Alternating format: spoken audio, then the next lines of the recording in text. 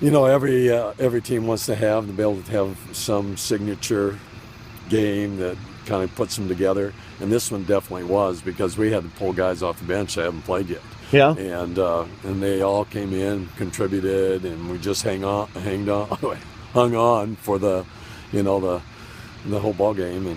And Ames is really a good offensive football team. So that's all I have to say. Who were the guys that contributed tonight that you haven't been using a lot? Well, when Pingle, our Mike linebacker, went out, we had to bring Schreier in. We subbed a couple other people.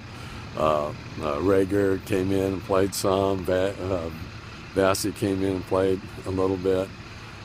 Offensively, Wallace went out. Kyle Wallace went out. And then we brought in a Howell kid, and then he ended up getting dinged a little bit, and so we had to bring in a McMillan kid, who hasn't really even seen many snaps at all, other than cleanup duty. But they all contributed somehow, and that's a great win for the team. What's this group been like from the standpoint you've got? In the past, you've had some stars on offense that you've been able to lean on for big plays and things like that. I don't know if anybody would consider you guys a group of star players out there, but you were leaning on a lot of different people. What have been the characteristics of this team? Well, I think Thomas McLaughlin's really grown as a quarterback, especially from the Johnston game, where we couldn't, get a snap. We couldn't do much of anything, turn the ball over. We've really grown from that. He's turned out to be a pretty decent leader on the field. But we've had guys like Wade Jersevic, who didn't play a down of offense last year. Worked real hard as a receiver. He's one of our leading receivers. Caleb Pavon was our leading rusher last year, and he's, obviously he's contributed a lot.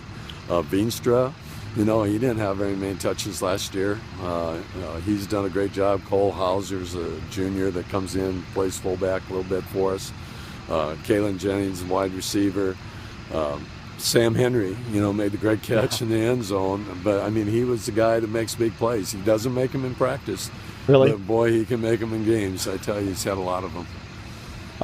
What were you able to find in the second half that worked offensively? Well, our offensive coaching staff is really, really good in scheming and looking at things and putting a plan together. And if they don't work, we just saw that they didn't go with our overload, and we just overloaded and ran sweep, and then came back and ran a little bit of zone read, and we got them.